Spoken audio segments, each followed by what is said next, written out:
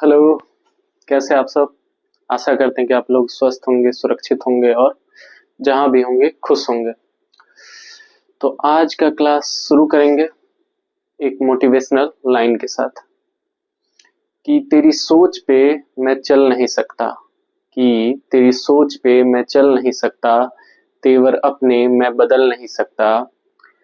अरे मोम का पुतला समझ रखा है क्या? मैं हूं वो लोहा जो किसी लौ से पिघल नहीं सकता। तो आज का क्लास शुरू करेंगे। पिछले क्लास में हमने पाषाण काल को खत्म किया था। पाषाण काल में हमने पूरा पाषाण काल, मध्य पाषाण काल और नव पाषाण काल के बारे में पढ़ा था। आज हम लोग पढ़ेंगे सिंधु घाटी सभ्यता या फिर हड़प्पा सभ्यता। तो फिर आज जो क्लास स्टार्ट करेंगे वो है सिंधु घाटी सभ्यता। तो सिंधु घाटी सभ्यता के बारे में हम लोग पढ़ेंगे। तो सिंधु घाटी सभ्यता क्या है, यह कैसे उत्पन्न हुआ, इसके बारे में और भी प्रमुख जानकारियां हम प्राप्त करेंगे। तो सिंधु घाटी सभ्यता की उत्पत्ति अगर हम जानेंगे तो जैसे हमने पढ़ा था पाषाण काल में कि पहले मानव आदि मानव के रूप में था। मानव में मस्तिष्क का विकास नहीं हुआ था, उनके नैतिक आचरण का नैतिक आचरण का विकास नहीं हुआ था। लेकिन जैसे जैसे मानव आगे बढ़ता गया, पूरा पाषाण से मध्य पाषाण और मध्य पाषाण से नव पाषाण की ओर आते गया, मनुष्य में जीवन शैली का विकास हुआ, मनुष्य में रहन सहन का विकास हुआ। जैसे मनुष्य पहले पत्थरों के मकान में रहता था, फिर मनुष्य लकड़ी के मकानों में रहने लगा। मनुष्य पहले पत्थर के औजार का इस्तेमाल करता था, फिर जैसे ही समय बीतता गया मनुष्य ने लकड़ी के औजारों, हड्डी के औजारों का उपयोग करना सीख लिया।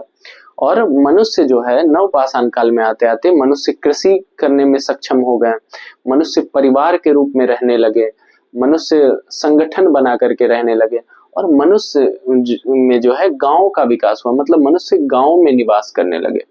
और जैसे जैसे कृषि का विकास होता गया तो कृषि होते होते, कृषि करते करते जो कृषि में अधिशेष प्राप्त हुआ, अधिशेष जो प्राप्त हुआ उससे व्यापार की उत्पत्ति हुई। और जैसे जैसे लोग व्यापार करने लगे तो एक नगरीय सभ्यता का उदय हुआ और वही नगरीय सभ्यता जो है सिंधु घाटी सभ्यता या फिर हड़प्पा सभ्यता कहलाती है। तो हम आज सिंधु घाटी सभ्यता के बारे में सब कुछ जानेंगे। सिंधु घाटी सभ्यता का सर्वप्रथम हम जानेंगे कि सिंधु घाटी सभ्यता को किन और नामों से जाना जाता है। तो सिंधु घाटी सभ्यता को हड़प्पा सभ्यता, प्रथम नगरीय सभ्यता, कांस्ययुगीन सभ्यता के नाम से जाना जाता है। यह प्रथम नगरीय सभ्यता भी थी। अब हम देखेंगे इसका कालखंड क्या है। तो इसका कालखंड है 2500 ईसा पूर्व से 1750 ईसा पूर्व तक। क्या है इसका कालखंड? 2500 ईसा पूर्व से 1750 ईसा पूर्व तक। अब हम जानेंगे इसके समकालीन क्या क्या सभ्यताएं थी। जैसे कि भारत में सिंधु घाटी सभ्यताएं थी, तो वास्तविक सी बात है कि इसके समकालीन भी, मतलब दूसरे देशों में अन्य सभ्यताओं का उदय हुआ होगा। तो वो सभ्यताएं कौन कौन सी? तो समकालीन सभ्यता, समकालीन सभ्यता में हम देखेंगे पहला था मेसोपोटामिया की सभ्यता। मेसोपोटामिया की सभ्यता किस नदी के किनारे विकसित था? तो मेसोपोटामिया की सभ्यता यूक्रेटस नदी के किनारे विकसित था। तो पहला हम समकालीन सभ्यता में देखें मेसोपोटामिया की सभ्यता जो कि यूक्रेटस नदी के किनारे विकसित था। दूसरा हम देखेंगे चीन की सभ्यता। तो चीन की सभ्यता किस नदी के किनारे विकसित था? तो चीन की सभ्यता हांगहो या फिर पीली नदी के किनारे विकसित था।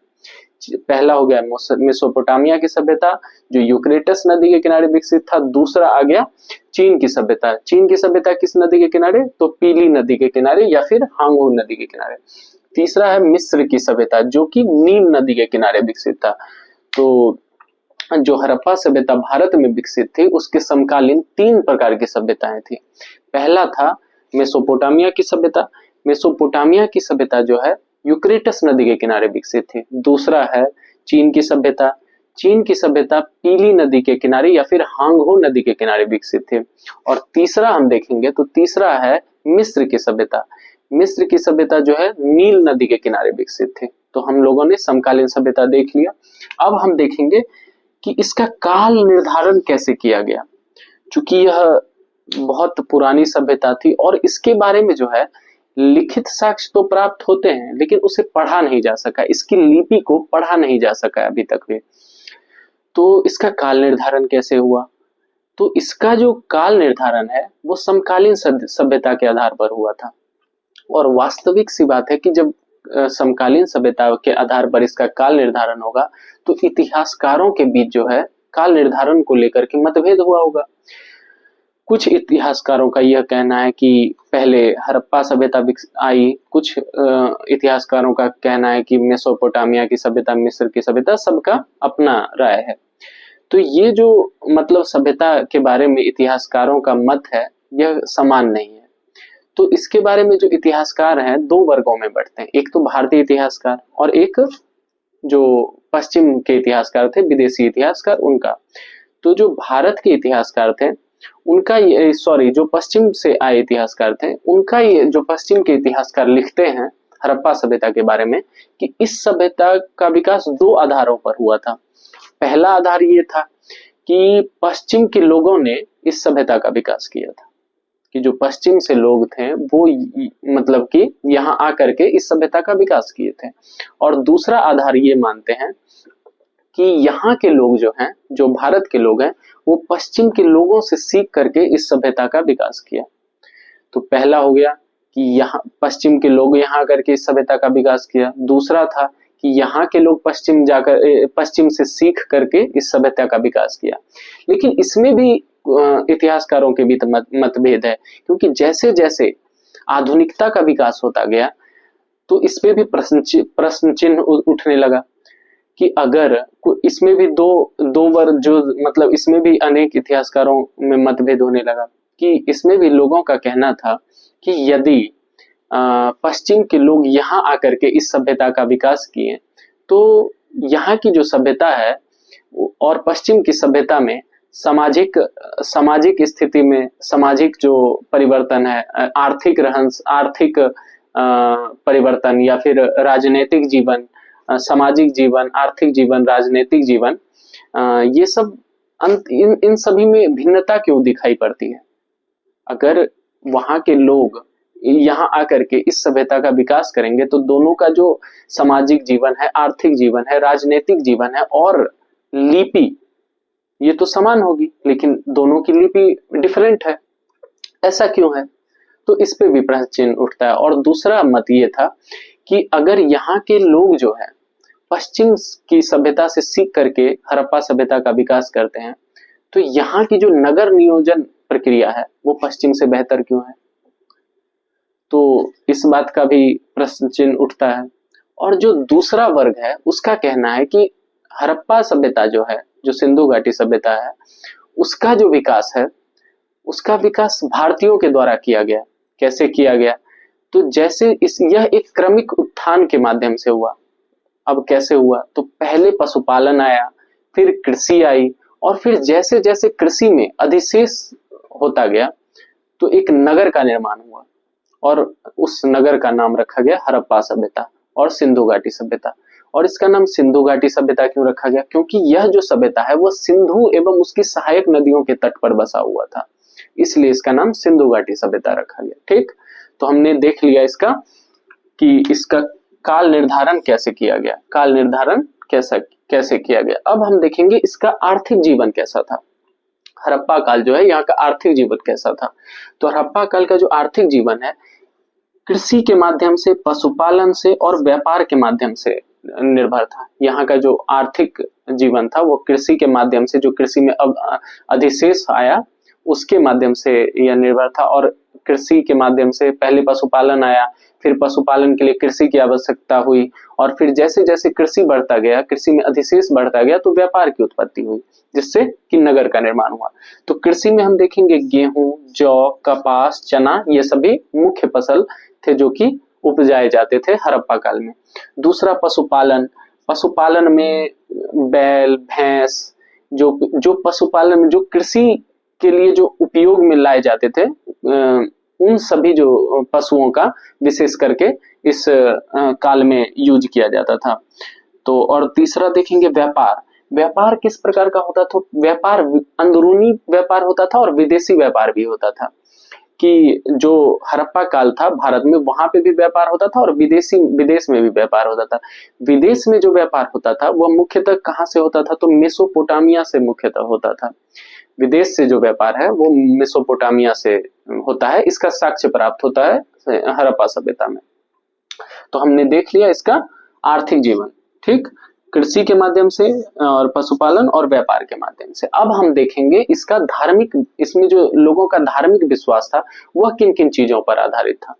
तो इसमें सबसे पहला जो धार्मिक विश्वास था वह था प्रकृति पूजा पे। प्रकृति पूजा में भी वृक्ष की पूजा, पशु की पूजा इत्यादि पर यहाँ के लोग विश्वास रखते थे। और दूसरा हम देखेंगे तो मातृ देवी की मूर्ति, जो कि मातृ देवी की पूजा की जाती थी। मातृ देवी की पूजा में भी उर्वरता की देवी की पूजा की जाती थी। आगे हम जब पढ़ेंगे तो उसमें हमें पता चलेगा कि यहाँ से जो है मातृ देवी की मूर्ति के साक्ष्य मिलते हैं, जिसके कारण से इसे एक मातृसत्तात्मक सभ्यता भी कहा जाता है। तो यह एक मातृदेवी, मतलब मातृ देवी की मूर्ति मिलती है जो कि एक धार्मिक परिवर्तन को दर्शाता है।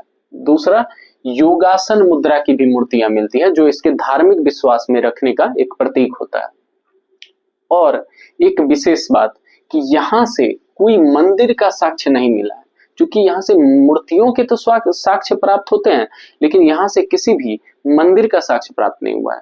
तो ये भी एक जानने वाली बात है। और अगला पॉइंट हम लोग देखेंगे कि यहाँ का नगर नियोजन कैसा था। कि जैसे एक हमने अभी पढ़ा कि यहाँ की जो नगर नियोजन है वो पश्चिम के अन्य जो मतलब की सभ्यता है उससे काफी ज्यादा डेवलप थी।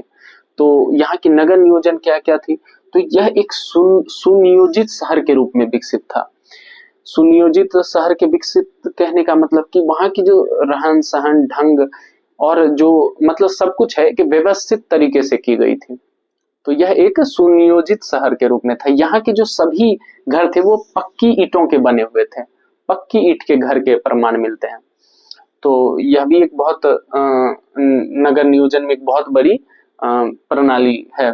उसके बाद यहाँ की जो जल निकास व्यवस्था थी, यहाँ की जो जल निकासी व्यवस्था थी वो भी बहुत सुदृढ़ थी।